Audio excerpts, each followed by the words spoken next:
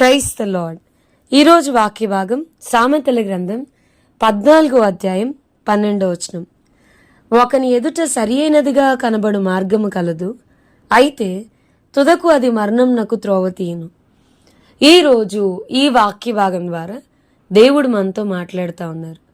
ఈ సామెతల గ్రంథం 14వ అధ్యాయం 12వ వచనం కనుక మనం చూస్తే, మనకి ఒకని ఎదుట సరైనదిగా కనబడు మార్గం కలదు, తుదకు అది మరణంనకు త్రోవ తీయును.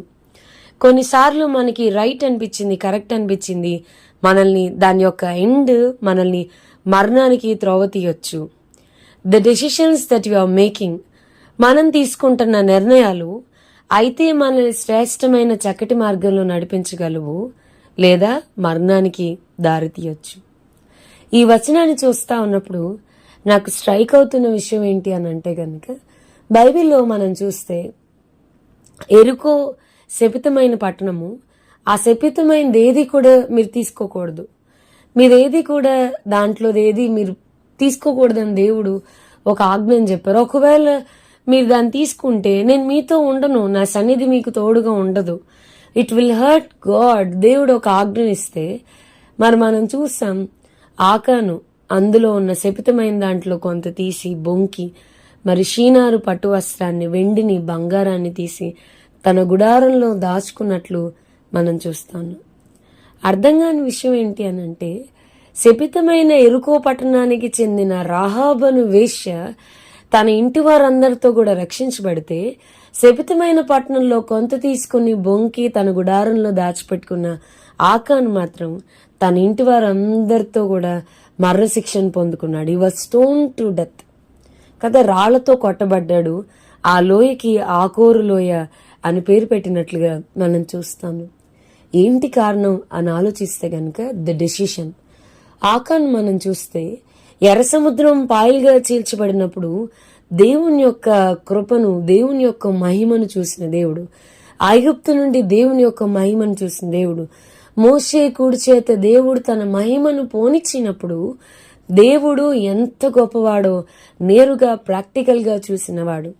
యోర్దాను దిగువ నుండి ఎగువకు పాడడం చూసినవాడు, మన్నాను చూసినవాడు, మన్నాను తిన్నవాడు, ఎన్నో గొప్ప కార్యాలు మరి ఆకాను తన జీవితంలో చూస్తా వచ్చాడు. కానీ దేవుని సన్నిధి కంటే ఎక్కువగా, దేవుని మాట కంటే ఎక్కువగా బంగారానికి, వెండికి, షీనారు పట్టు వస్త్రానికి విలువనిచ్చాడు, వాటికి ప్రాధాన్యతనిచ్చాడు. వెరాస్ మనం మరి రాహాబన్ వేశ్యం చూస్తే ఆవిడంటుంది, మీ దేవుడు చాలా గొప్పవాడు, ఆయన ఎర్ర సముద్రాన్ని ఎట్లా పాయలుగా చీల్చాడో మేము విన్నాం, యోర్దాన్ నది విషయంలో ఆయన చేసిన కార్యాలు మేము విన్నాం, మా గుండెలు జారిపోయాయి, మా గుండెలు నీరైపోయాయి. అయితే ఆ దేవుడు కావాలి, దేవుని గూర్చిన మాటలు విని ఆ దేవుడు కావాలని కోరుకుంది. దేవుణ్ణి సెలెక్ట్ చేసుకుంటే ఆకాన్ మాత్రం వెండిని మరి శపితమైన వాటిల్ని సెలెక్ట్ చేసుకోవడం మనం చూస్తున్నాం.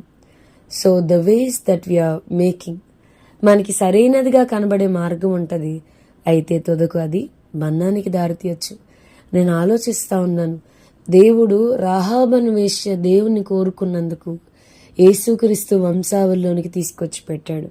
బోయాజుని అసలు ఆశీర్వాదానికి ఆమె ఆ జీనియాలజీలో, ఆ వంశంలో, ఆ లైన్లో సర్వలోక మానవాళికి మరి రక్షణార్థంగా ఈ లోకానికి వచ్చిన యేసుక్రీస్తు అదే వంశావళి గుండా వచ్చేలాగా అంత ఆశీర్వాదం రాహాబన్ వేశ్యకిస్తే, లోకాన్ని శపితమైన దాన్ని కోరుకున్న ఆకాన్ మాత్రం ఆకోరులో దగ్గర తన జీవితాన్ని, తన ఫ్యామిలీ జీనియాలజీని క్లోజ్ చేయాల్సి వచ్చింది. సో వాక్యం వింటున్న ప్రియమైన వాళ్ళ మన నిర్ణయాలు ఎలా ఉన్నాయి?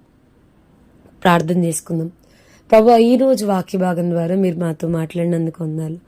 వాక్యం విన్న మా ప్రియులైన వారిని అందరినీ దీవించి ఆశీర్వదించమని యేసు నామమున అడిగి వేడుకొంచున్నాం తండ్రి, ఆమేన్. God bless you and have a blessed day.